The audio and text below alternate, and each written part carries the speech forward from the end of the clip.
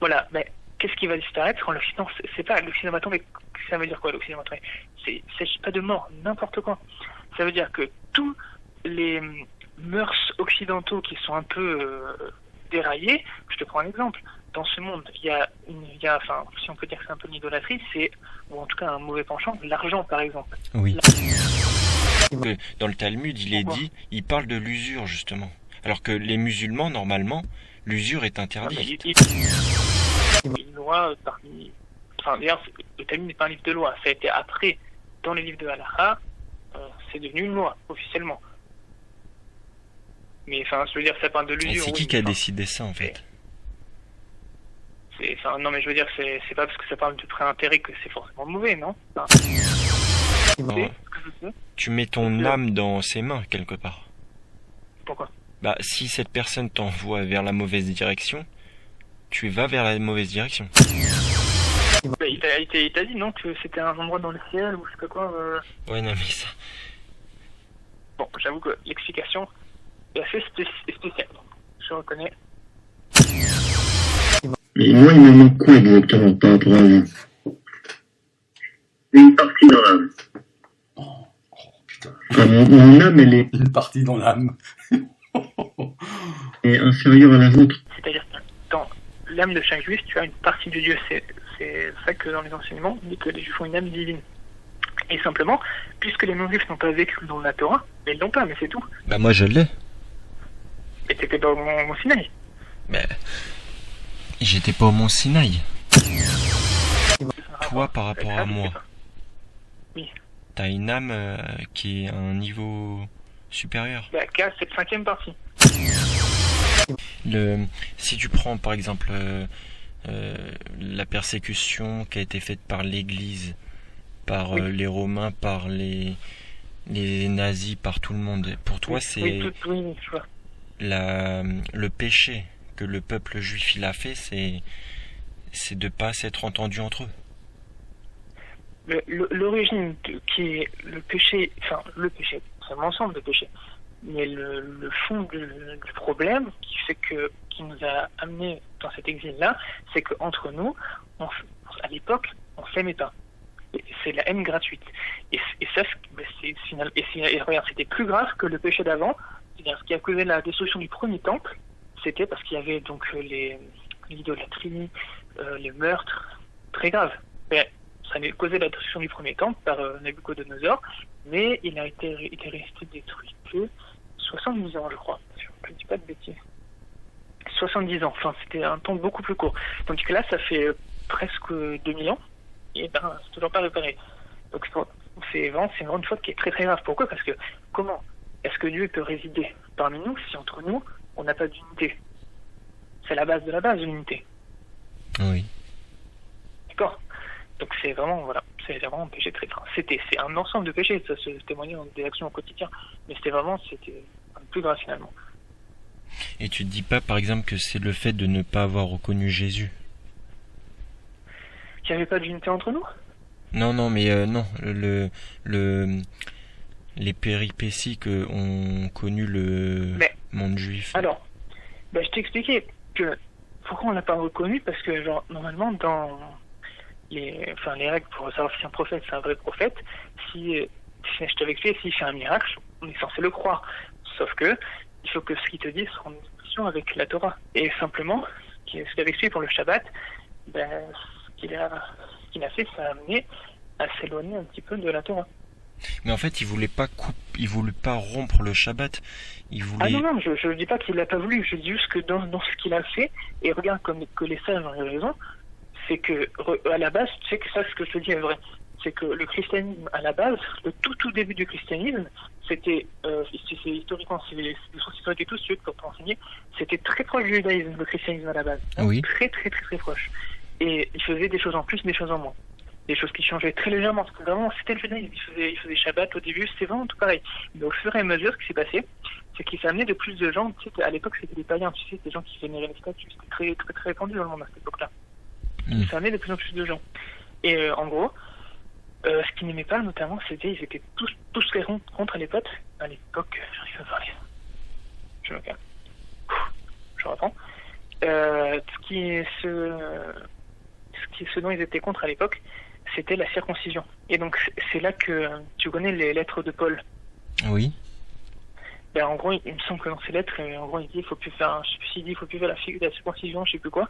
Enfin, c'est pas qu'il a voulu annuler la circoncision, c'est qu'en fait, ce qu'il a voulu faire, c'est que ces nouveaux arrivants qui étaient à la base païens, qui sont venus dans le christianisme, qui étaient très proches du judaïsme, il leur a dit vous ne le faites pas, la circoncision, mais venez faire le reste. Et aux juifs qui sont dedans, qui étaient dans le christianisme, c'était des juifs, il leur a dit vous continuez. Et ça lui a échappé.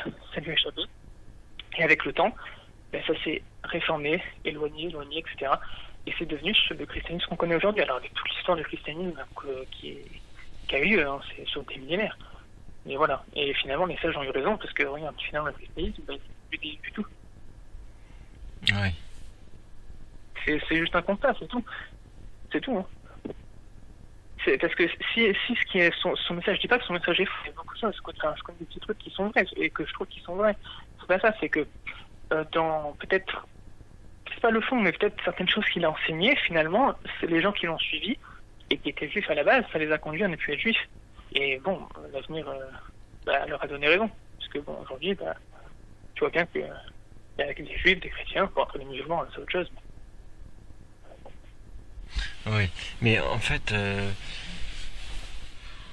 ouais, mais après chacun, enfin, forcer le destin en disant il faut du coup que la chrétienté tombe et Ishmaël aussi, parce que non. Non, mais j'ai écouté. Non, mais j'ai écouté tes vidéos où il y a des raves qui disent ça. Ouais, la vidéo des 11 raves, tu l'as écouté? Non, j'ai écouté. Honnêtement, de ce que je pense. Si tu imagines que t'es juste un humain qui vient un extraterrestre qui arrive sur Terre et que... Tout à fait. De ce que je pense, c'est que, ça, je pense que c'est vrai pour toutes les religions, c'est que quand le Mashiach se dévoile, on est d'accord, c'est la vérité qui éclate au grand jour. Oui. D'accord. Donc forcément, il n'y a plus de mensonge. Logique. Oui. Donc, ce qui se passe, c'est que toutes les personnes dans le monde qui véhiculent, qui représentent le mensonge, vont disparaître. Oui. Donc ça ne veut pas dire que tous les chrétiens vont mourir, que tous les musulmans vont mourir, mais n'importe quoi. N'importe quoi. C'est ridicule de penser ça. C'est ridicule. Pourquoi c'est ridicule? Parce que t'as plein de gens, c'est des gens bien, mais de partout, et même des Indiens, même je sais pas, je connais pas toutes les nationalités du monde, mais c'est ridicule. C'est simplement les vrais ennemis de Dieu, des gens, mais ça peut être des gens de partout, qui vraiment ont la haine de Dieu, eux, ils vont disparaître. Oui, c'est sûr ça. Et dans le cours que je t'ai envoyé, donc je te conseille de regarder, l'immense majorité des gens vont rester, l'immense majorité. C'est vraiment ceux qui véhiculent le mal. Et je te prends un exemple. Par exemple, je sais pas si tu suis l'actualité au Moyen-Orient. Oui. Au Liban, t'as le Hezbollah. Le Hezbollah, c'est des gens, c'est des terroristes, des gens, c'est des assassins. C'est vraiment, oui. je te dis non, ce sont des assassins, ces gens. Je sais pas si tu connais un peu. Oui. Ce sont des assassins. Et quand il va y avoir une guerre, tout ça, c'est fait référence à ces gens-là, par exemple. Notamment, mais ça peut être d'autres nationalités. Par exemple, quand ils disent la chrétienté, je sais pas quoi. Non, c'est-à-dire que les nations, quand le Mashiach va venir, les nations vont rester ce qu'elles sont. Chaque nation, chaque pays a son identité. Ben non, en fait, c'est ça. Je t'avais entendu dire de déchristianiser, ou je sais plus. Non, pas du tout. Ce qui va disparaître, c'est dans chaque religion, dans chaque je sais pas quoi. Dans chaque, t'as compris, religion. Enfin, je sais pas de synonyme de religion. Ce qui véhicule, ce qui est pas tout à fait, pur, je sais pas comment dire, tu vois ce que je veux dire, ça va disparaître. Par exemple, ce que tu disais, tu m'as dit que c'était, tu m'as fait pas dire moi, mais tu avais dit dans une autre vidéo que tu étais contre la Trinité, par exemple, dans le christianisme. Oui. Parce que ça, on est d'accord, c'est un peu idolâtre. Oui. Ça va disparaître. Quand, par exemple, c'est quoi, qu'est-ce qu'ils disent, c'est l'Occident, c'est ça? Oui. Voilà, mais qu'est-ce qui va disparaître quand l'Occident, c'est pas l'Occident va tomber, ça veut dire quoi l'Occident va tomber? Il ne s'agit pas de mort, n'importe quoi. Ça veut dire que tous les mœurs occidentaux qui sont un peu dérailler. Je te prends un exemple. Dans ce monde, il y a, enfin, si on peut dire que c'est un peu une idolâtrie, ou en tout cas un mauvais penchant, l'argent par exemple. Oui. L'argent. Tout le monde est obsédé par l'argent. Oui. T'es riche, t'es pas riche, c'est devenu un facteur de réussite, l'argent. Alors que, bon, je dis pas que c'est pas important, il faut vivre, il faut se nourrir, etc. Mais il y a des limites, on est d'accord, Oui. avec l'argent. Il y a des gens, ils ne pensent qu'à ça. Et ça, cette philosophie qui est aussi un peu typiquement occidentale, dans le sens où, tu sais, la société de consommation, C'est occidental. les téléphones et tout ça va disparaître, cette société de consommation un peu capitaliste. Ça va disparaître, c'est sûr, parce que c'est malsain.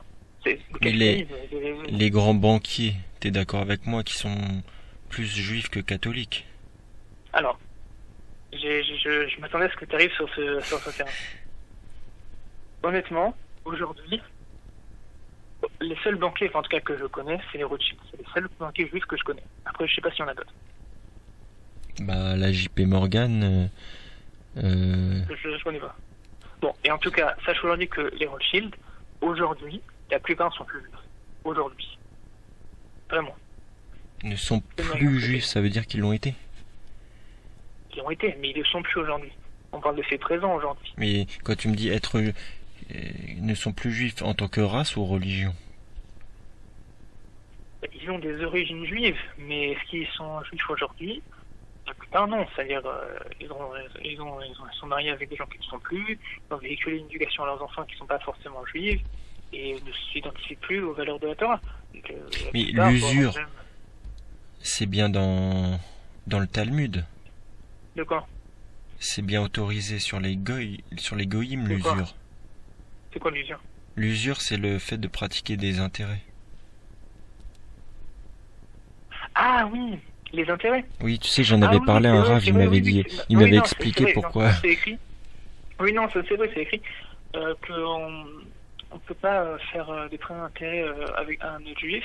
Un non-juif, on peut. Oui, c'est vrai, c'est écrit. Non, c'est vrai, c'est écrit. Donc tout à l'heure, tu me dis l'argent, c'est pas bien. Mais tu vois, le mal, s'il est... Non, je t'ai pas dit l'argent, c'est pas bien. Je t'ai dit non, mais je veux dire, oui, on se comprend. Que les gens ont de l'argent, oui, c'est pas bien. C'est clair qu'il faut pas être avoir une science du futur pour le comprendre. Le parasitage financier, on parle de ça, quoi.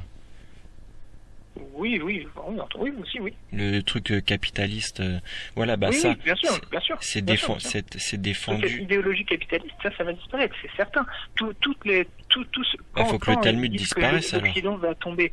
C'est absolument pas un génocide. Mais n'importe quoi.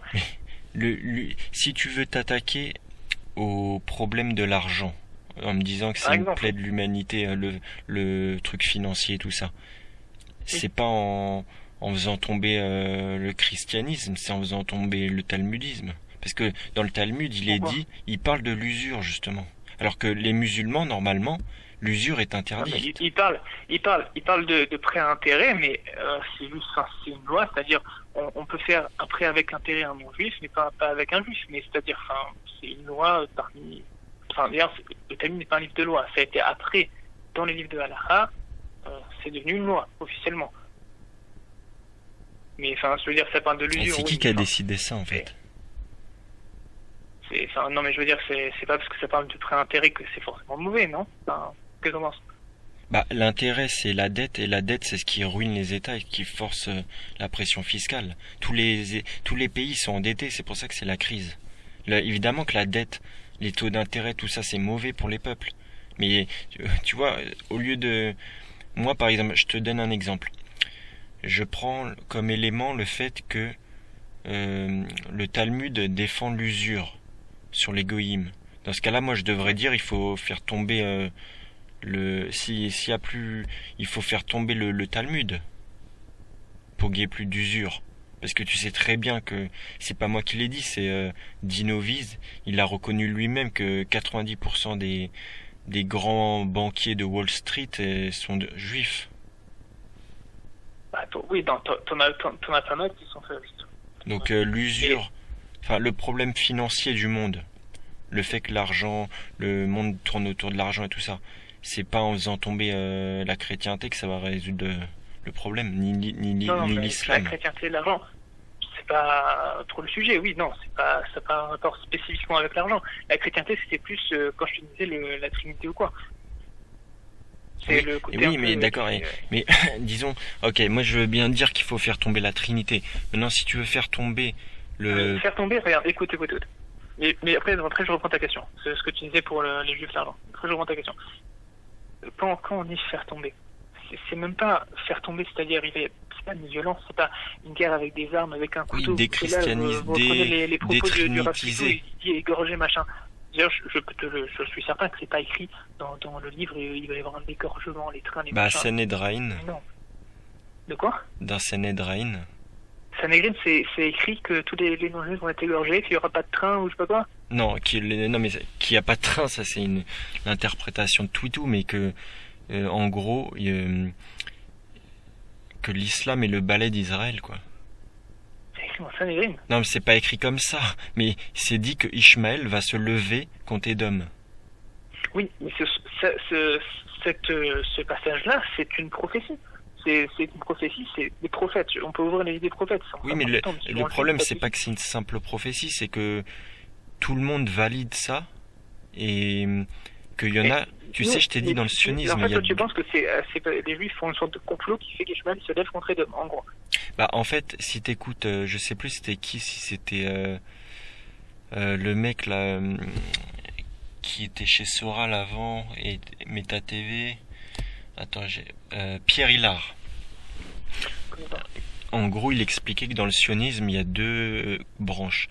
Il y a ceux qui veulent laisser les événements arriver par eux-mêmes et ceux qui veulent forcer la prophétie, forcer les événements. Ouais. Mais en gros, ça devient une prophétie autoréalisatrice. Ah, non, je vois. Mais sache que par le fait que déjà, qu'il y ait deux mouvements, ceux qui veulent laisser par eux-mêmes et le fait qu'ils veulent que ça se réalise, c'est le fait que ceux qui veulent que ça se réalise, ça fait partie que la prophétie s'accomplit. Tu vois ce que je veux dire? Oui. C'est tu veux faire en sorte que ce soit comme ça, mais c'est pas pour rien. C'est-à-dire que de facto, le fait qu'il y ait ce mouvement qui veut que la prophétie s'accomplisse, ben c'est partie du fait que la prophétie s'accomplisse finalement. Tu vois ce que je veux dire? Ouais, non, mais c'est comme si moi, par exemple, j'écris sur un livre que je vais te tuer. Après, je te tue. Après, je passe au tribunal et je dis, ah non, mais c'était écrit. Regardez, c'était... La prophétie, c'est une menace que tu as mis en exécution. Bah, eux, c'est ce qu'ils sont en train de faire. Mais non. Non, mais il y a une différence. Regarde. En fait, après, oui, on va en parler après un petit peu après si on a le temps. Parce que tu sais, j'ai regardé la vidéo qu'il a fait moi sur tu sais, le monsieur... Attends, 2 secondes. Ouais. Allô?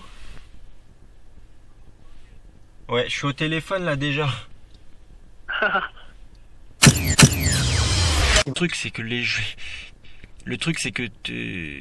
imaginons, je sais pas, tu prends 100 juifs, et il y en a un qui va faire des actions et les 99, eux ils sont dans leur judaïsme, ils sont pas tu vois donc si je dis... je comprends bien de tes propos, c'est que en gros tu insinues ou même tu penses, mais c'est pas grave, que en gros on fait dans ce que font les juifs dans le monde, ça fait le gros bazar à la guerre, et que ça fait le gros balazar, que en gros c'est le bordel partout, et que ça amène de ma chair. En gros, si on pense que c'est par nos actions. Bah, quand je regarde les faits, en fait c'est pas c'est quand je regarde les faits, par exemple Sarkozy. Dis-moi les faits, vas-y.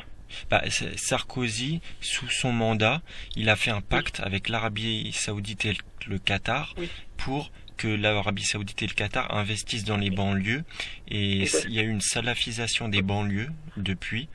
Sarkozy, c'était président de la France. Oui. D'accord. Je t'ai dit, les cœurs des rois et des ministres sont à la main de Dieu. Le président, c'est un peu comme le roi, pas monarchique, mais c'est ce que je veux dire, c'est celui qui a la tête du pays. Le cœur des rois et des ministres sont à la main de Dieu, c'est pas une blague. Oui, donc ça veut dire quoi, que Sarkozy, il a pas de... Sarkozy, c'est Dieu. Non, Dieu n'enlève jamais le libre arbitre à l'homme. Mais ça oriente, disons. On te met un... Tu sais, c'est comme on dit, des fois t'as un cœur de guerrier, ou des gens qui ont un cœur lâche, tu vois ce que je veux dire? Oui. Mais c'est ça, c'est cette idée-là. C'est comme avec Pharaon, quand les Juifs sont sortis d'Égypte. Oui. quand c'est écrit que Dieu a endurci son cœur et qu'après il est allé les poursuivre et après donc quand la mer était ouverte en deux, il s'est lancé dans la mer et après, la mer s'est refermée sur eux. Dieu a endurci son cœur et c'est la même chose. Oui, mais Sarkozy, ça va dans le sens de lorsque par exemple on fait ramener autant d'immigration que même les djihadistes on les ramène exprès. T'as bien, enfin je sais pas si t'as bien vu dans ma dernière vidéo. Après tu dis ça parce que Sarkozy dans sa famille, je crois que c'est son grand-père ou son père qui sont juifs, je crois que c'est son grand-père qui est juif, grand-père paternel. Oui. Ou alors maternel, attends. Non, je crois que c'est son grand-père maternel, mais du coup sa mère n'est pas juive parce que je crois que la mère de sa mère, oui, donc sa grand-mère n'était pas juive. Enfin bref, mais bon, tu veux dire, il y a un juif dans sa famille, donc du coup, c'est pour ça que tu dis que les Non, mais c'est pas une question de race en fait, c'est une question de Talmud. Mais pourquoi on le dit encore? Bah, parce que la Torah, il y a une différence. Enfin, pour moi, il y a une différence entre la Torah et le Talmud, quoi. Oui, j'ai compris. Toi, tu dis l'oral c'est une chose, l'écrit c'est une autre, et toi tu dis il faut dissocier les deux. Ben, sache que parmi les juifs, il y en a qui font ça, qui refusent totalement l'oral et qui font que la loi écrite. Oui, les Karaïtes. Ouais, c'est ça, les Karaïtes. Et pour toi, un Karaïte, c'est pas un vrai juif? Je sais pourquoi. Bah, en fait, pour moi, je pense qu'un vrai juif, c'est un Karaïte, en fait. Ah, ok. Ok. Ben, après, je pense que si tu fais que la loi écrite, tu peux pas comprendre véritablement les choses. Par exemple, l'alphabet hébreu. D'accord? Je sais pas si tu connais, c'est Aleph, Bet, Oui. Dalet. Bah, okay. Ça, c'est la... Comment, sans la loi orale, tu peux savoir que c'est comme ça que c'est? Bah, t'étudies la Kabbalah. Non, mais comment tu peux même lire l'hébreu si t'as pas la loi orale? Bah, si tu sais Tu lire peux pas lire l'hébreu. l'hébreu, même lire une lettre, tu pourrais même pas. Ah bon? Bah non. Parce que ces mêmes personnes qui tu dis qui ont écrit le Talmud, c'est les mêmes personnes qui ont enseigné l'alphabet, comment l'hébreu, qui ont enseigné, bah voilà, j'ai enseigné. Mais si tu sais lire avec l'hébreu. Rabbi Akiva, toutes les lois qu'il a pu déduire des lettres dans la Torah, il y a des sortes de couronnes sur les lettres, et c'est les mêmes personnes qui ont fait tout ça. Donc, Mais si tu peux lire la Torah traduite. Traduit dans une autre langue? Oui. Oui, mais pour la traduire dans une autre langue, il faut déjà la comprendre dans sa langue originelle. Bah, t'achètes une traduction. Oui, mais il y a des gens qui traduisent, non? Oui. Bah, comment tu peux traduire si tu comprends pas le texte de base? Non, mais t'achètes un texte qui est écrit en français. Oui, mais le texte qui est écrit en français, il a été traduit par une personne. Oui. Donc, comment elle a pu la traduire si elle ne comprend pas le texte de base? Bah, c'est une personne qui est bilingue. Oui, mais si elle est bilingue, c'est qu'elle comprend ce qu'elle lit. Bah, elle comprend l'hébreu. Si on lui a pas enseigné l'hébreu, l'alphabet hébreu. Parce qu'à la base, la Torah qu'on a reçue au Sinaï était en hébreu. Enfin, non, c'était plutôt, en fait, un hébreu ancien, hébreu biblique. Parce qu'il a un peu évolué l'hébreu, exactement. Oui. Bah, oui, t'achètes, oui. Bah, une personne qui sait écrire l'hébreu, qui sait lire l'hébreu, elle a traduit. Ah, bien sûr, mais ce que je veux dire, c'est que cette loi orale, c'est pas juste le Talmud. C'est que la loi orale, et donc par lequel on a depuis les lois, la loi juive, ça concerne tous les domaines de la vie juive, tous les domaines, que ce soit même lire et écrire. Ça fait partie de la loi orale, lire et écrire. C'est-à-dire, c'est la loi orale, c'est-à-dire comment est-ce qu'on l'alphabet? Bah oui, non, c'est pas une blague. C'est comment tu lis, comment tu sais que dans cet ordre des lettres, comment tu sais que telle voyelle ça fait telle consonance, tu peux pas le savoir, c'est un loi orale. Bah, ça c'est plutôt du dialectique. Non mais, disons, si les gens avaient la science infuse, de base, tout le monde, ça le saurait. Oui. Mais c'est pas le cas. Mais par exemple... C'est pour ça qu'il faut de la loi orale. C'est-à-dire que sans la loi orale, tout est obscur. C'est-à-dire que, un exemple, oui voilà, le Shabbat, c'est écrit qu'il ne faut pas faire de travaux. Oui. Il ne faut pas faire des travaux à Shabbat. De quoi on parle? Oui, comment on peut savoir? Ne pas travailler, ça veut dire quoi? Je ne vais pas aller travailler, bah oui, il y a 3300 ans, il n'était pas dans les entreprises, enfin bref. Bien d'accord? Bah c'est facile. Avant ils faisaient peut-être l'agriculture, mais en gros ne pas aller au travail, tout ça, et ne pas travailler, oui. T'as pas besoin de la loi orale. Si tu vas pas au travail, imaginons, ça veut dire en gros tu fais pas un travail épuisant en mode, je sais pas, C'était les bœufs, la charrue, tout ça. Oui. Imaginons que c'est ça de ce travail dont on parle. Ça veut dire en gros, il faut se reposer, il faut bien dormir, etc. Oui. Mais qu'est-ce qui change concrètement en ne faisant pas ça? Ou par exemple, je sais pas moi, une personne au lieu d'aller travailler, elle va aller escalader une montagne parce que c'est son kiff d'aller faire de l'escalade. Bah ça c'est pour le plaisir, donc c'est pas un travail. Quelle différence techniquement? Bah que travailler en mode la personne elle kiffe pour l'argent, l'escalade, donc elle va escalader. pour le bénéfice, ça je rien. pense. Il y a une différence entre travailler pour l'argent, le bénéfice, Oui. ou faire quelque chose bénévolement pour le plaisir. Donc là tu penses que ne pas faire de travail c'est juste par rapport à l'argent. Bien que s'il est vrai on peut pas toucher l'argent pendant Bah le non, travail, il c'est faut vrai. se reposer quoi, enfin en même temps, ouais. Oui, d'accord. C'est vrai, il y a aussi cette notion dans le Shabbat, c'est vrai. Mais le Shabbat, encore plus, c'est que ça englobe toute la création. Tout. Oui, C'est la pas transformation des éléments et tout ça. Oui, c'est toute la création, le Shabbat. Ça veut dire, enfin, le Shabbat, ce qui se passe concrètement, mais c'est très très profond, c'est que, en fait, Dieu, il donne une énergie au monde qui lui permet d'exister, une sorte de vitalité. Et cette vitalité, le Shabbat, tout est rehaussé, tout est un peu rechargé. Tu vois ce que je veux dire? Oui. Et en ne faisant pas de travail profane, c'est-à-dire quel état potentiel tu le concrétises, genre une flamme par exemple, tu te branches sur cette fréquence de, entre guillemets, revitalisation, si je puis dire, et toi-même tu es revitalisé, entre guillemets. Et ça, le sens profond du Shabbat. Tu profites de ce rehaussement de la réalité, tu veux élever le Shabbat. C'est ultra profond le Shabbat. Ok, admettons que tu aies besoin d'explications de la loi orale. Tu peux pas le savoir sur la loi orale, ce que je suis en train de te dire. Mais ok, alors imaginons imaginons que tu aies besoin de la loi orale pour comprendre certains trucs. Mais est-ce que Oui. t'envisages le fait que y a des choses qui ont été rajoutées? Par exemple, Oui. le Sanhédrin, c'est le Rabbi Yehuda qui l'a écrit? Rabbi Yehuda, là, si oui. D'accord. Et cette personne-là, est-ce qu'elle a rajouté des trucs autres? Par exemple, est-ce que c'était un prophète, cette personne-là? Honnêtement, je connais pas bien l'histoire des rabbinim. Parce que, Tout ça, en gros, ce que ton je âme, sais, tu la mets ce que je dans... sais, ce que je sais. Tu mets ton âme dans ses mains, quelque part. Pourquoi? Bah, si cette personne t'envoie vers la mauvaise direction, tu vas vers la mauvaise direction.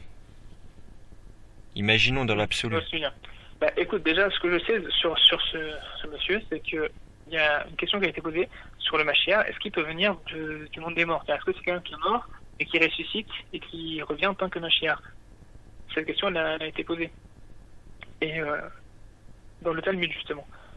Et mais ça a été discuté par d'autres raves, bien après Rabbi Yehuda Hanassi. Et oui, la réponse est oui, c'est possible. Et ça peut entre guillemets dans les noms que le Mashiach pourrait avoir, parce que ça s'appelle de différentes manières. Après, c'est pas à prendre textuellement. Enfin, c'est des trucs avec la mystique juive. Mais je vois pas. En fait, j'ai pas compris ta réponse. Ma question, c'était pas ça. Ma question, c'était si il y a quelqu'un qui est mauvais à la base, à la racine, et qui t'envoie vers une mauvaise direction. Ce que je veux dire, c'est que Rabbi Yehuda Hanassi, c'est quelqu'un de très grande connexion avec Dieu. Il avait le roi Rakodesh, l'esprit prophétique, enfin, non, l'esprit saint plutôt. Il voyait les choses, il voyait, par exemple, l'esprit saint, c'est quand tu vois, par exemple, tous les noms de Dieu qu'il y a partout. Parce que je sais pas si je t'avais expliqué que le monde dans lequel on vit, c'est plein de noms de Dieu de partout. Mais après, avec ça, c'est ce qui est en fait dans le noyau des atomes qui tient sa source d'énergie de mondes spirituels qui sont très hauts. Et après, je t'avais expliqué, c'est avec les électrons et Mais toi, tu dois faire un travail de il- discernement quand même en tant qu'être humain. Non, mais je comprends le principe. C'est-à-dire que tu mets, en gros, comment dire? En gros, tu fais confiance à un tel. En gros, bon, on espère qu'il s'est pas trompé. Oui. Je vois ce que tu veux dire. Je vois ce que tu veux dire. Mais non, il s'est pas trompé parce que c'est des gens qui avaient un niveau, mais tu peux pas imaginer. Rabbi Yehuda Hanassi, jamais ses mains plus bas que, enfin, tu vois, le bas du ventre. Pourquoi? Parce que de pas faire un péché sexuel, enfin, ce genre de choses. Il a jamais profité des plaisirs de ce monde. Jamais. C'est un exemple. Hein. Je peux en citer plein d'autres. Mais c'était quelqu'un de très très haut. pour te dire quelle fois la grandeur de ce monsieur. Mais tu sais, il y a la même chose avec Bukhari. Oui.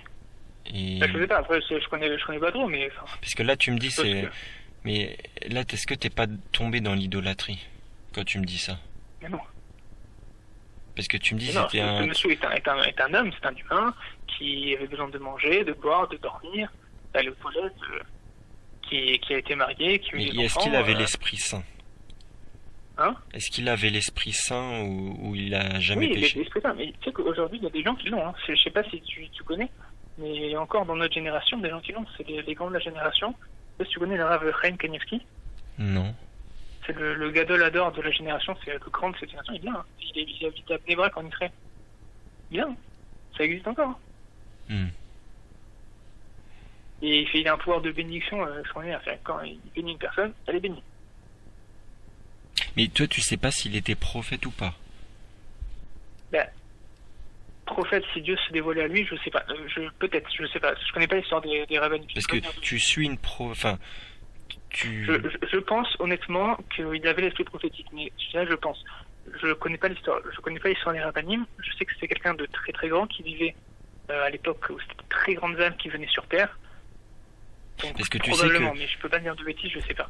dans la... Et demande à un rave. Un rave, il pourra te renseigner et te dire cash. Il avait ou il Mais avait pas. en fait, dans l'Apocalypse de Jean, en fait, il Oui. expliquait que le 666, c'est le nombre de l'homme, et que, en gros, pour vraiment te la faire courte, te résumer vraiment, en gros, soit tu mets ta foi dans Dieu, soit tu mets ta foi dans l'homme, c'est-à-dire, c'est soit Dieu, soit Pharaon. C'est si tu t'en remets pas à Dieu. Oui, non, je vois ce que tu veux dire. En gros, c'est... Non, mais ce que tu dis a du sens. Et quelque part, c'est pas faux. C'est chacun fait relation avec Dieu, on n'a pas besoin d'un intermédiaire, chacun dit son truc avec Dieu. Je vois ce que tu veux dire. Ça a du sens, ça a du sens. Et de peur que ces hommes fassent une erreur à respecter telle chose, à penser telle chose. Non, j'ai tout à fait compris ce que tu veux dire. J'ai tout à fait compris. Mais la réponse, elle est qu'il y a des gens qui ont un niveau de perception de Dieu, du divin dans ce monde, qui est vraiment très très très très haut. Et sans ces personnes-là, on n'aurait pas pu avoir accès à une certaine connaissance de Dieu autrement. Un exemple tout bête, Moïse. Pourquoi le don de la Torah il est passé par Moïse? Bah... Ou même le Coran, Mahomet. Alors dans ce cas, ce qu'ils ont écrit c'est tout faux, et dans ce cas il n'y a pas de religion, il n'y a pas un Dieu unique, et c'est le bazar et c'est terminé. Bah non, mais tu me dis il était pas prophète, quoi. Je sais pas, non, je te dis pas, je sais qu'il avait l'Esprit Saint. Après peut-être qu'il était prophète, ça je sais pas, demande à un rave. Là je peux pas te dire. Je te dis Mais moi par exemple Moïse, je vois aucune contradiction avec ma propre Moïse était conscience. prophète, c'est sûr. Mais je crois qu'il avait l'esprit prophétique, mais je suis pas sûr. Rabbi Yehuda Nassi. Demande à un rave. Moi, quand je dis que je suis pas sûr, c'est pas un doute sur sa grandeur ou quoi. C'est que je connais pas l'histoire des rabbinim. Simplement. D'accord. C'est donc Mais- je veux pas dire de bêtises. Demande à un rave. Pour ça c'est mieux parce que là ce n'est pas ton. Mais est-ce que toi tu fais quand même tu t'interroges, t'as quand même ta conscience ou tu t'en remets à 100% dans ce qui est écrit dans le Tu veux Talmud? dire, est-ce que oui, c'est est-ce que je me dis au bout d'un moment, ouais, ça paraît bizarre, ou ouais, Oui. est-ce que je vois ce que tu veux dire. Parce que même Honnêtement, si je suis ton honnêtement. raisonnement, que c'était un grand monsieur et tout, c'est l'homme, il peut toujours... imagine que, je sais pas, il y a des intermédiaires qui ont modifié des versets, qui ont rajouté des trucs 100, Oui, 300 ans bien sûr. après. Oui, bien sûr, je vois ce que je veux dire. Ben, honnêtement, oui. Franchement, je sais dire, dans toutes le Talmud ou la loi orale, enfin, même la loi écrite, pour moi ça revient au même. Pour moi, te dire que quand je lis la Torah écrite, ou alors que ce soit le Talmud ou quoi, et sans avoir foi dans les deux, pour moi c'est la même chose. Parce que pour moi, les deux sont passés par des hommes. C'est-à-dire que l'homme c'est pas Dieu, évidemment. Dieu, c'est Dieu, on est d'accord. Mais le fait de porter crédit, c'est ça que je veux dire. Mais le Talmud n'a pas été révélé par Dieu. C'est Dieu a donné la Talmud. Torah à Mais il Moïse. y a un rave qui t'a expliqué, le Talmud, il a été transmis aussi oralement au Mont Sinaï. Mais la tradition orale au Mont Sinaï. Oui.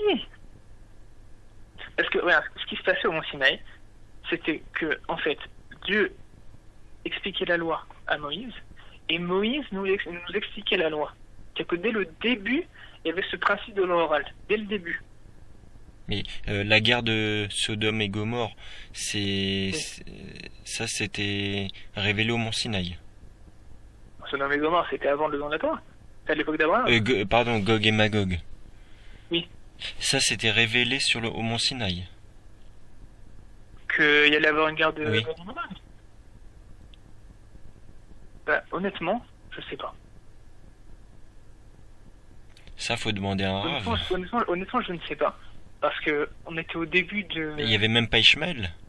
Enfin, je sais pas. Ah, si, enfin, Ishmael, fils, mais enfin, tu vois ce que je veux dire, fils c'est... d'Abraham, il avait déjà des enfants, et bon, c'était pas encore le peuple musulman, oui, je vois ce que tu veux dire. Ben, on était au début, finalement, du monothéisme dans le monde.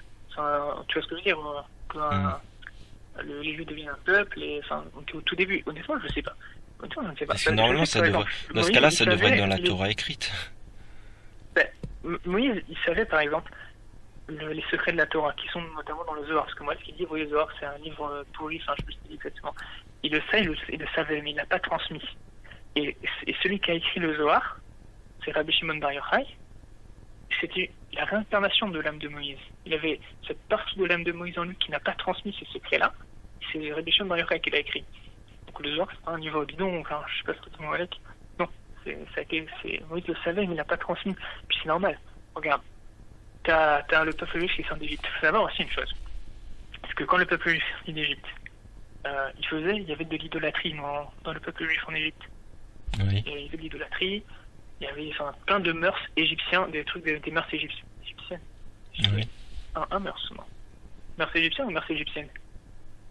Un mœurs. Donc mœurs égyptiens. Oui. Bon, il faisait plein de choses des mœurs égyptiens. Oui. C'était vraiment c'était très répréhensible, c'est vraiment contre le monothéisme. Mais ce qu'il a fallu faire, c'est pour ça que la mer qui s'est ouverte en deux, parce que une fois que la mer s'est ouverte en deux, que tous les Égyptiens morts, ils ont tous accédé au stade de prophète. Ils étaient tous à ce stade-là prophètes, jusqu'à qu'il y a eu le Vaudor. Mais entre-temps, entre les deux, ils étaient tous au stade de la prophétie, que même, c'est écrit que même les servantes voyaient une perception de Dieu plus haute que après les gens qui sont venus après dans l'histoire. Et donc, à ce stade-là, c'était vraiment l'apothéose, jusqu'à ce qu'il y ait le Vaudor. Là, effectivement, il y a eu tout est entre guillemets retombé, et il a fallu tout recommencer. Tout recommencer, c'est-à-dire le don de la Torah, la foi en Dieu, etc. Et donc, mets-toi à la place de Moïse avec le peuple juif, si je peux dire ça comme ça, le peuple qui sort d'Égypte, c'était idolâtre, etc. Tu peux pas commencer à leur parler de secret de la Torah, t'es bien d'accord? Oui.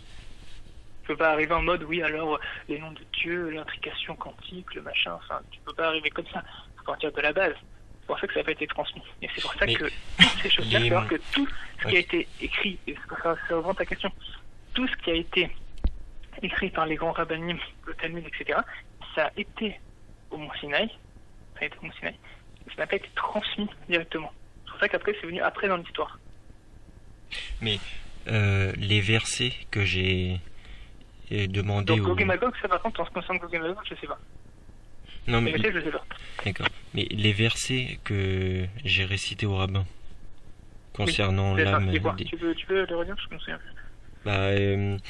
Que l'âme des goyim sont comparées à des porcs, que... À des porcs? Oui. T'as vu ma dernière vidéo ou pas?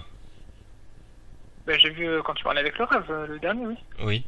Et t'as pas vu, il y avait même une photo de cochon sur le... C'est au tout début dans les extraits. Ah oui, quand ça fait le récap, là, oui. Oui, je vois.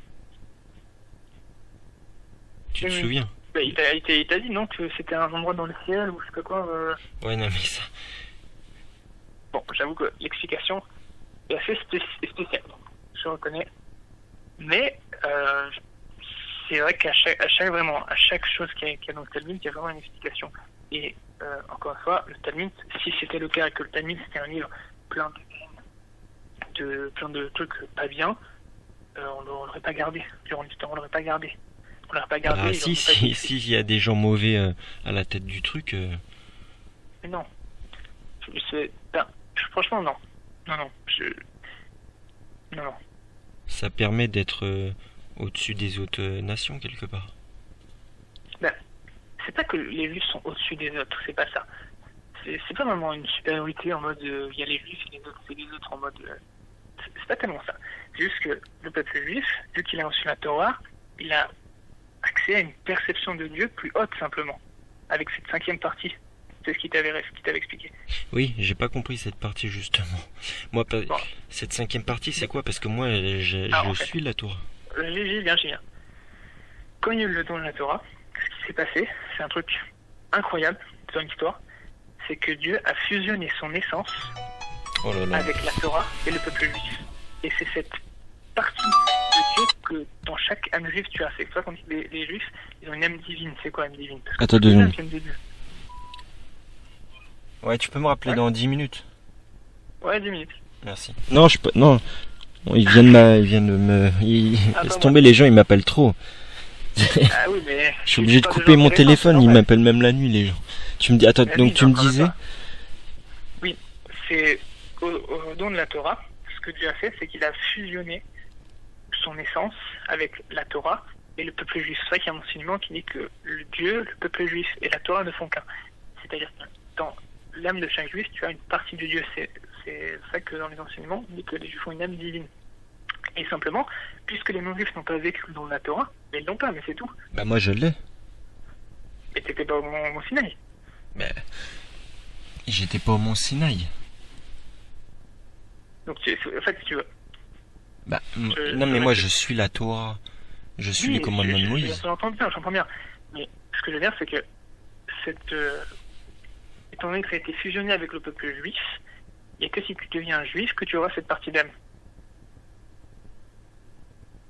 Parce que c'est pas juste en suivant la Torah, parce que ce qui s'est passé au Mont Sinaï, je peux pas t'expliquer techniquement, c'est extrêmement profond, mais c'est passé un truc révolutionnaire dans le monde. À ce moment-là, c'était un moment de fou. C'est ça qu'il a expliqué que dans ce cas, il faut que tu te trempes au mikvé et que tu deviennes juif. Il a expliqué. C'est-à-dire, il faut que je me fasse circoncire.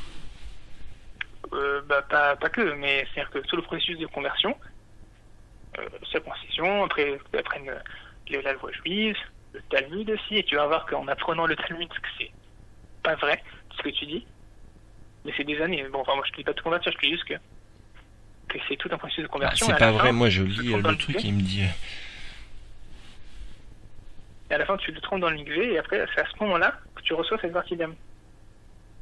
Parce que cette fusion, c'est fait avec le peuple juif. Mais cette partie d'âme, en gros, c'est la connexion avec Dieu. Franchement, étant donné que tous les humains sont les créatures de Dieu, chaque créature a une connexion avec Dieu. Mais simplement, peut-être une connexion plus haute, je pense. Une partie qui te permet de percevoir, non pas qu'on peut voir Dieu physiquement, mais d'avoir une compréhension de Dieu peut-être plus haute, simplement. Et par exemple, je sais pas, toi par exemple, t'es né et t'as Oui. cette âme aux 5 Oui. niveaux. Parce que je suis né juif. Mais t'es né, mais c'est pas une race. Le judaïsme, c'est et dans l'origine, c'est-à-dire la race, comme tu dis, mais aussi dans la spiritualité. C'est ça Mais quand t'avais 2 ans, t'avais pas de Mais c'est pour ça spirit. qu'on n'arrive pas à définir ce que c'est un juif. Et c'est pour ça que je te dis, au Mont Sinaï, il s'est passé quelque chose de fou. Ça vient du Mont Sinaï. C'est que Dieu a fusionné cette essence, son essence, avec la Torah et le peuple juif. C'est pour ça qu'on n'arrive pas à définir ce que c'est un juif. En fait, c'est les deux. C'est les deux. C'est le seul, je sais, c'est le seul peuple au monde, c'est un truc comme ça. Mais c'est pour ça que c'est bien du Mont Sinaï. Bon, Et après, c'est un truc racial Ah, alors. c'est ça. Quoi? Si c'est par la mer, tu penses que l'âme, c'est racial? Alors, c'est vrai, on dit que le judaïsme se transmet par la mer.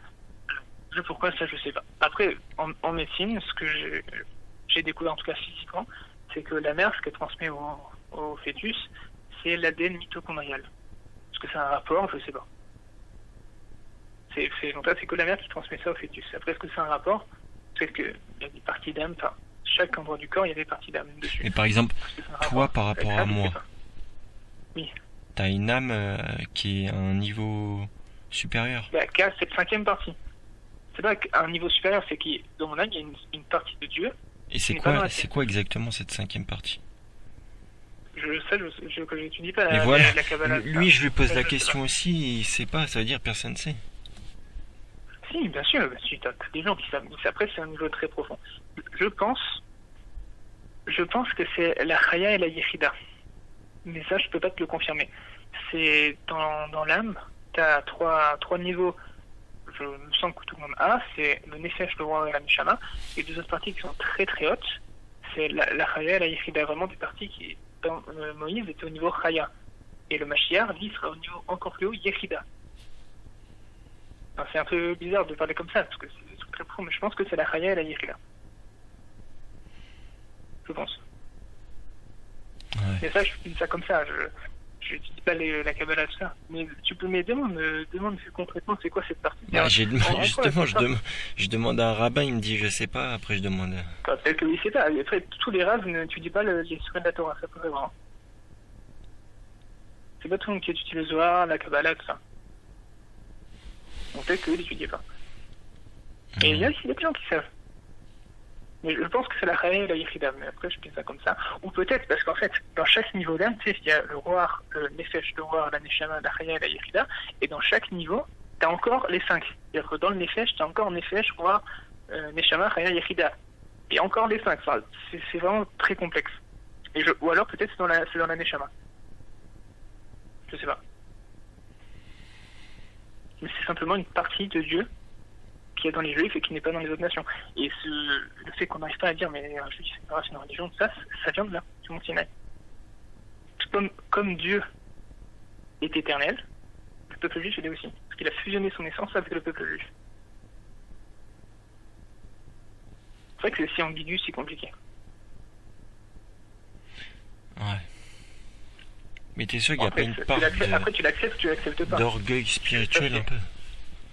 De quoi? J'ai l'impression que dans chaque religion, il y a une part d'orgueil spirituel. Non, je vois. Non, oui, non, bien sûr. Non, mais tu peux le prendre comme ça aussi. Peut-être. Ça, je comprends.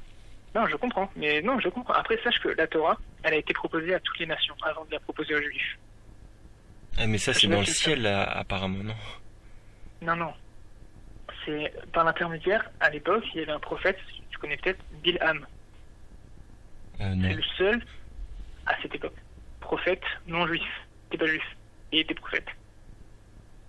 Et Bilham, il y a plein de cours profonds sur le sujet, il avait la force de donner la Torah aux non-juifs. Ce que va faire le Mashiach. Il va apporter la Torah au monde entier. Il avait la force de le faire. Il n'a pas voulu. Parce qu'il avait la haine de Dieu. Foncièrement.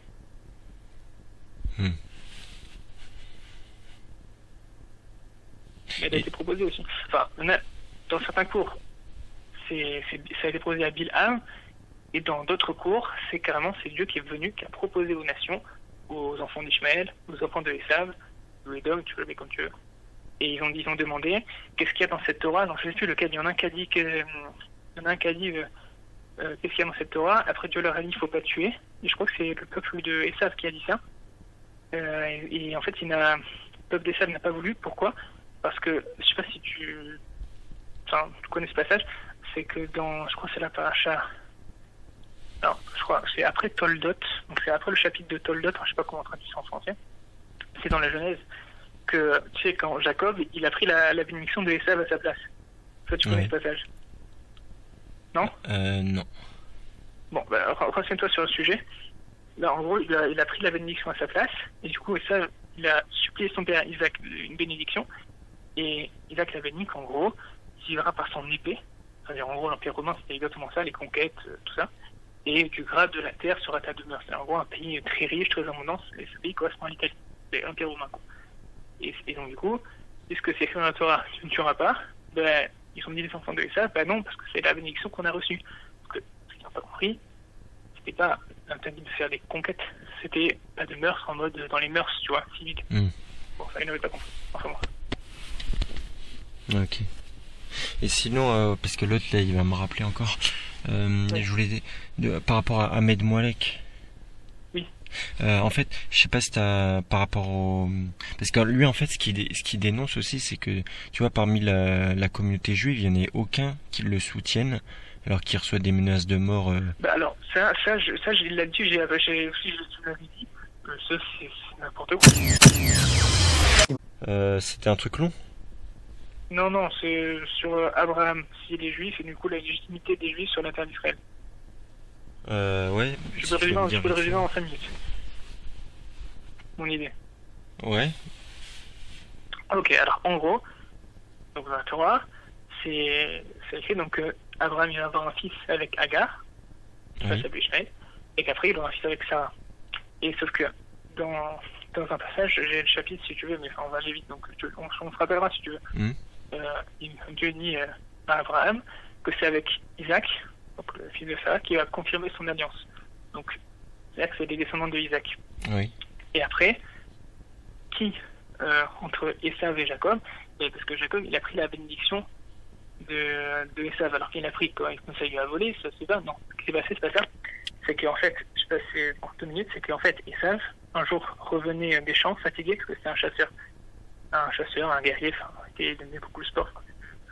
C'est plutôt comme ça. Et donc, Jacob était en train de préparer des lentilles rouges, c'est pour ça qu'en fait on l'appelle Edom. Et Esav était fatigué, il m'a dit, en gros, c'est traduit comme ça en français, c'est abreuve-moi de ce rouge, enfin bref, en gros il voulait des lentilles, il avait faim, Jacob lui a dit, je te les donne, mais vends-moi ton droit d'aînesse. Et Esav lui a dit, à quoi ça me sert le droit d'aînesse, je m'en fiche, de toute façon je vais mourir un jour, donc le monde futur, je m'en fiche. Et du coup il a vendu son droit d'aînesse, et après il a eu ses lentilles. Donc oui, c'est très bête, mais il a vendu son droit d'aînesse pour des lentilles. Et du coup après, la bénédiction est passée à Jacob, et donc à ses descendants, le peuple juif. Ouais, mais il est pas garant de sa descendance. Qui est Esav ? Oui. Ah si. Mais après, regarde. En vrai, que les musulmans ils disent une chose, j'ai vu une vidéo de Mohamed qui dit Moïse n'était pas juif ou pas.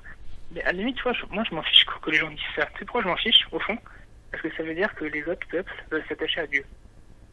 Tu comprends ? Oui. Ça veut dire que les peuples veulent vraiment s'attacher à Dieu.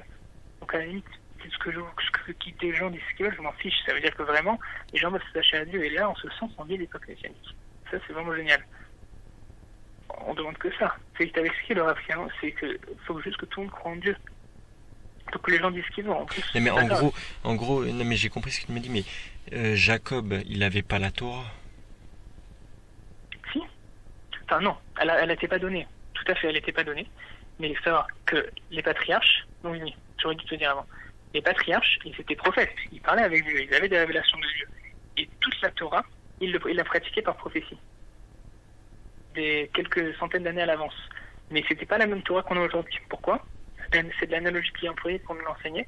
C'est l'analogie des odeurs et du parfum. Eux, ils avaient les odeurs.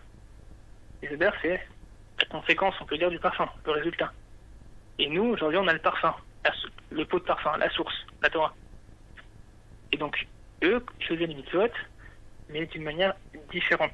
C'est-à-dire que, en gros, ils voyaient la finalité spirituelle et la conséquence matérielle que ça avait, et à partir de ça, ils étaient capables de la réaliser. Si tu sais ce que c'est les téphilines. Non. Tu sais, des fois, tu vois les juifs avec une sorte de boîte sur la tête, avec des fils de cuir autour du bras. Ils en ont au bout du majeur. Enfin, c'est avec une boîte sur le bras, c'est ça des phylactères en français. Bon, peut-être tape téphilines sur internet, tu verras. Bref. Cette mitzvah-là, il la faisait avec des rameaux de différentes couleurs. Quand il agitait ces rameaux, il faisait cette mitzvah-là. Alors, qu'est-ce que ça veut dire ? Très profond. On ne sait pas vraiment. Enfin, on ne sait pas. Je ne sais pas. Il y a des gens qui savent, mais ce que la Torah, tout ça. Et ça veut dire, moi, c'est que le premier homme, Adam, dans le paradis, quand il secouait les branches d'un palmier, il faisait cette mitzvah-là. Alors, qu'est-ce que ça veut dire ? C'est bien sûr, il ne faut jamais prendre au sens littéral un palmier, machin. Mais tu vois ce que je veux dire ? La façon de faire les mitzvot, elle était différente parce qu'il la faisait par prophétie. Donc il l'avait en fait, mais il n'était pas révélé au monde. Il n'y a que eux qui l'avaient. Et il y avait aussi une tradition depuis Noé qui s'est faite et qui a transmis à ses enfants, à Sem Shem, du coup, et Héber, qui avait, c'était je crois, une des seules yeshivot de Les lois l'époque, noachides. Oui. Et Noé, Noé était prophète, tu le sais, parce que Oui. Dieu s'est révélé à Dans Noé. ce cas-là, ceux qui suivent les lois noachides, ils sont Je aussi... suis les lois noachides, et à l'époque, l'époque de Noé, les gens connaissaient la Torah, mais c'était déjà, bien sûr, pas la Torah, l'Exode, tout ça, c'était pas encore passé. C'était une autre Torah. C'est-à-dire qu'en fait, dans l'Exode, dans le Lévitique, dans tous ces livres-là, c'était une manière que Dieu nous a transmis, c'est la sagesse divine, mais qui à l'époque, ils avaient d'une autre manière. Et Isaïe, il n'avait pas la ça. Torah comme technique de rapprochement de Dieu. Et ça a été transmis à Noé, cette Torah-là, c'est particulier, rien à voir, rien à voir. Dans la profondeur, oui, mais dans la forme, non, c'était pas du tout pareil. Mais Ishmaël et Isaïe, ils l'avaient pas ça? Si, en fait, ce qui s'est passé, c'est que Ishmaël, à la fin de sa vie, parce que Ishmaël, pourquoi il a été un peu mis à l'écart? On sent qu'il a été mis à l'écart. Pourquoi? C'est vrai, c'est pas juste, après tout, c'est un descendant d'Abraham, et ça, c'est aussi, et ça, on les a eu en français, c'est aussi un descendant de Isaac et d'Abraham. Pourquoi ils ont été mis à l'écart? C'est vrai. Alors, pourquoi? Parce qu'en fait, Ishmaël, durant son enfance, et toute sa vie un peu d'adolescence, il s'est montré réfractaire au message d'Abraham. C'était un homme des champs, comme c'est. Enfin, un homme des champs, c'est ça, mais aussi c'est écrit dans la Torah. Ce sera, je sais plus comment c'est écrit, il sera par son âge, etc. Enfin bref, il s'est montré réfractaire. C'est pour ça que Sarah a demandé à ce qu'il s'en aille, pour pas que dans l'éducation que Abraham transmettait à Isaac, il interfère. Mais Ishmaël, à la fin de sa vie, il a fait Teshuvah. Pourquoi? Comment on le sait? Parce que quand Abraham il est mort, il a laissé Isaac pas présider la cérémonie, mais tu vois ce que je veux dire. Dans ce cas-là, les descendants d'Ishmaël, ils devraient... Il a reconnu un peu de quoi? Dans ce cas-là, les descendants d'Ishmaël, ils sont dans les sceaux de la prophétie, ils ont reçu le... Oui, alors, j'arrive ton seconde. J'arrive pas à la fin, donc du coup, il a reconnu quelque part un peu la primauté d'Isaac, ce qui ne veut pas dire que Ishmaël n'est pas légitime, puisqu'il avait venu, il a fait Teshuvah. Et donc, oui, ça veut dire que Ishmaël et ses descendants, ils sont à la fin de l'histoire, parce qu'on nous enseigne que le livre de la Genèse, c'est un signe pour les enfants, pour les descendants. Tout ce qui se passe dans la Genèse, c'est la préfiguration de tout ce qui se passera dans l'histoire de l'humanité. Tous les événements globaux que tu as dans la Torah, je sais pas si tu connais les codes de la Torah. Tu connais ou pas? En fait, bon, je résume vite, un rabbin, c'est le Rav Fetz Mendel, je crois, il a découvert pendant la Seconde Guerre mondiale que chaque lettre revenait à un intervalle de mots réguliers. Et avec l'informatique, on a découvert des matrices et on a découvert qu'il y avait un lien, que chaque mot dans la Torah qui avait un lien était proche les uns des autres. Et avec ça, alors ça marche, mais tu peux pas partir du mot et trouver le lien. C'est que quand tu sais le lien, que tu vois que les mots sont proches. Par exemple, Abraham et Sarah, c'est la femme. Et tu vois que Abraham et Sarah sont à un intervalle de je sais plus combien de lettres dans toute la Torah. Ils génèrent des matrices. C'est des dernières sémantiques, voilà, je cherchais le mot, sémantique. Et ce qu'ils ont fait, et des fois ça marche, quand tu cherches par exemple, je sais pas moi, bombe nucléaire, je sais pas quoi, des fois ça marche, c'est des choses qui sont vraies parfois, mais parfois non, parce que tu peux pas partir du lien des noms et trouver le lien, ça peut marcher, mais ce qui est sûr c'est quand tu connais le lien, là les noms tu vas les trouver à côté.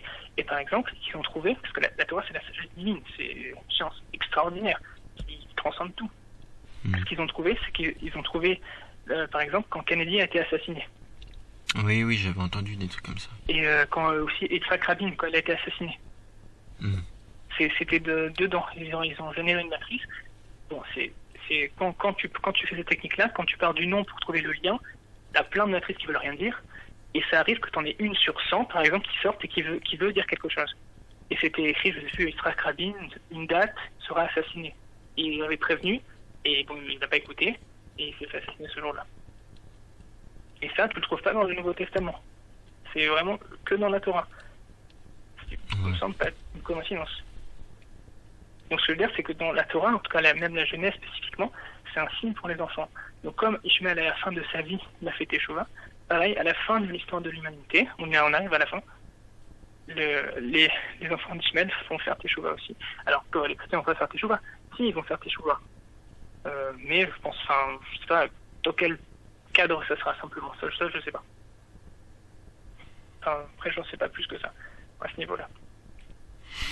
Non. Il y a 6000 ans d'histoire maximum, au bout duquel ma chère vient certainement. C'est un maximum au bout de 6000 ans.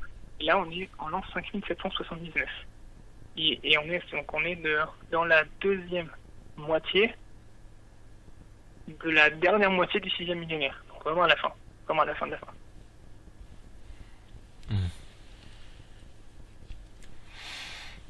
Bon, ça laisse perplexe, je sais, si tu dis des choses assez waouh. Bah ouais, après c'est compliqué. Oui, bah, ça c'est certain. C'est le moins qu'on puisse dire que c'est compliqué. Mais renseigne-toi sur les codes, les lignes sémantiques, c'est extraordinaire. Ouais, mais j'avais entendu parler de ça. Ouais. C'est époustouflant. Époustouflant. Ok. Ok, Bon, ça si on marche. peut se rappeler un autre jour. Oui. Parce que après, j'avais d'autres choses aussi à te dire. Alors, sur plein de choses, mais enfin, vaut mieux qu'on se rappelle dans d'autres fois, parce que si on fait une fois, on va rester toute une journée. Et apparemment, t'es très demandé. C'était quoi vite fait le thème que tu voulais me dire? C'était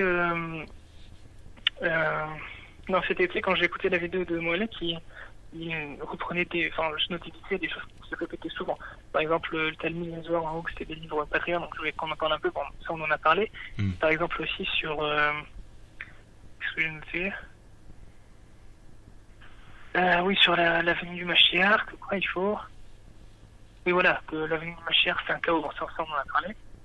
Mais aussi que, oui, voilà, avec l'Occident, que du coup, puisque les États-Unis sont les alliés d'Israël, ça veut dire que l'Israël et les États-Unis donnent en gros des moyens à tout ce qui est terrorisme et tout pour attaquer l'Occident, machin. Donc ce que je veux dire, c'est que Israël, c'est vrai, au Moyen-Orient, les États-Unis, c'est l'allié d'Israël, mais au Moyen-Orient et tout. Israël n'a aucune influence, sur le monde, sur le monde occidental. Enfin, c'est un trop petit pays. Enfin, je veux dire, non, quand même, ils ont une grosse influence. Ils n'ont pas énormément de sous, ils n'ont pas énormément de moyens. Ok, ils ont une arme qui est assez forte, mais ce qui subventionne tout ça, c'est les États-Unis. Ils ont des scientifiques qui sont très bons.